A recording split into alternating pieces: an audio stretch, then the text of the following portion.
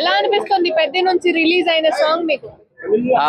ఇందాక రిలీజ్ అయిందండి. ఆ సాంగ్ పలకాలంటే కూడా నో తిరగట్లేదు, అల్లెల్లుల్లా అని అంటుంది.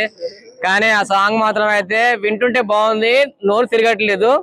నిజంగా చెప్తున్నా, అసలు ఐటమ్ సాంగ్ అది ఒక డిఫరెంట్ గా చాలా అంటే చాలా బాగుంది. మన రామ్ చరణ్ గారి డాన్స్ మాత్రం అదిరిపోయింది. అసలు బుచ్చిబాబు గారు అసలు నిజంగా మీరు ఒక వేరే లెవెల్ సార్. నిజంగా బెస్ట్ ఉంది సాంగ్. వింటుంటే జస్ట్ 25 సెకండ్స్ ఉంది జస్ట్ ప్రోమో, కానీ అది మళ్ళీ మళ్ళీ వినాలనిపిస్తుంది. అల్లెల్లో అది ప్రాక్టీస్ చేయాలనిపిస్తుంది. ఎంత ఏదైనా ప్రాక్టీస్ అవుతలేదు, అది నో తిరగట్లేదు ఫస్ట్. కానీ కొంచెం అప్పుడు ప్రాక్టీస్ చేస్తా అల్లెల్లో అల్లెల్లమ్మ అని ఉంది. శృతి హాసన్ గారు నిజంగా ఇంత లుకింగ్, ఇంత అబ్బా ఎంత గ్లామర్ మెయింటైన్ చేస్తారండి మీరు. నిజంగా అసలు నిజంగా మన పెద్ద సినిమాలో హీరోయిన్ లాగా ఉన్నారు సేమ్ ఆ సాంగ్ లో మీరు. చాలా బాగా అనిపించింది అసలు.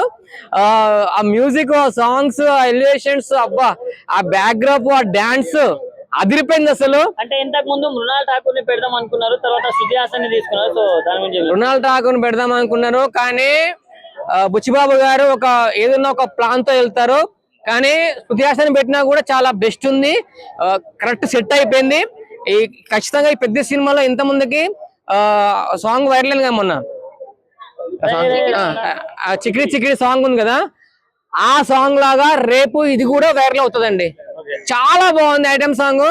ఈ సినిమా కోసం కూడా చాలా మంది వెయిట్ చేస్తున్నారు, పెద్ద మూవీ కోసం.